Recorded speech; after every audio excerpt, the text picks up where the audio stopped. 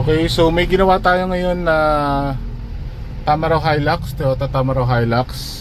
Marami nagko-complain ng ano nito, no, poor stereo sound output. Kasi ang stock nito dito lang sa dash yung stock niya. Two speakers na dual cone, no? Yun lang ang stock niya. So ang ginawa natin dito, min-maximize lang natin yung potential ng radyo. Wala tong DSP, wala tong amp. Ang dinagdag lang natin, pinalitan natin yung dash speaker niya ng JBL na 3-inch. Sa doors, naglagay tayo ng 6-inch na coaxial ng Pioneer. Tapos underseat sub ng Kinetic. Yan. Ito ang cheapest na kumbaga cheapest, most decent underseat sub sa market ngayon ng Kinetic.